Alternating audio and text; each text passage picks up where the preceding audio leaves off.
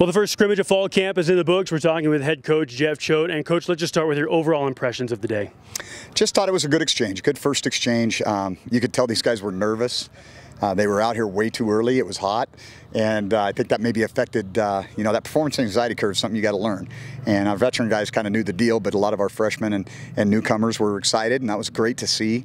And it's important to do these things because you can't simulate what it's going to be like to step out here. And coaches are off the field. You've got officials here, and I thought it was a really good exchange and a great stepping stone for us leading into next week. During the early weeks of camp, you've talked about there being a seating chart, and now things kind of move into depth chart mode. Some of the pecking order was established.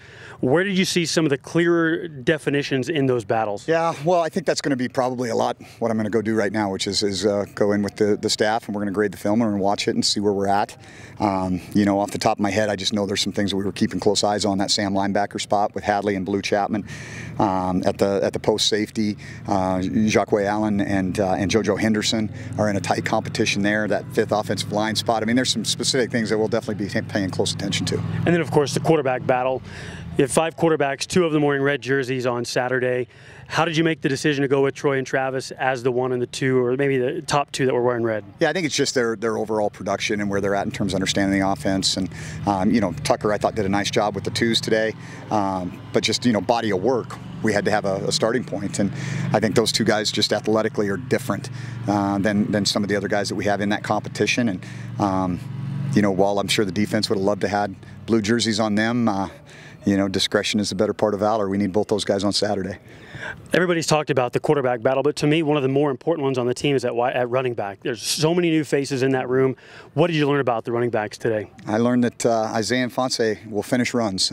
He got on, there was a third down close to the offensive sideline today, put his head down and got that extra yard, finished it very physically, and then when we got in the red zone, even though he's not big in stature, he keeps his legs moving on contact, and he was able to carry some bigger humans into the end zone, and so I was very pleased with him today. I think Lane Sumner's a guy that continues to impress as a true freshman as well. And then, we got to get Carl back. I think that's going to be the one thing that we've got to, because he's such a glue guy for us. He really understands not just the protections, but the whole big picture.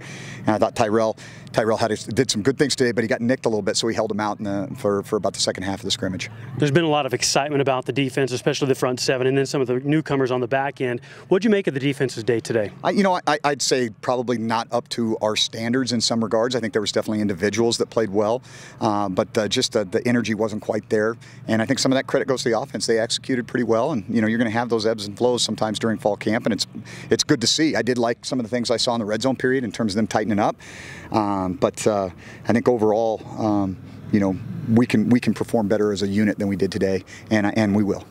And finally, you have another scrimmage a week from today, next Saturday. What work is there to do between this scrimmage and the next one? Yeah, I think you kind of mentioned at the top here that the difference between the seating chart and the depth chart, I think that's going to be an important part of it is, honing in on that 2 deep so that as we get into the week after next, once we get through that second scrimmage, it's really time to kind of have our mock game week and prepare for Western Illinois. So very important for us to find that pecking order and kind of start to get guys game ready. Montana State got a lot of good work in today here at Bobcat Stadium. First scrimmage done, as we mentioned. They'll scrimmage again a week from now, and then it's into game week for Western Illinois. Believe it or not, fewer than 3 weeks away to the season opener. With the head coach, Jeff Choate, I'm Jay Sanderson.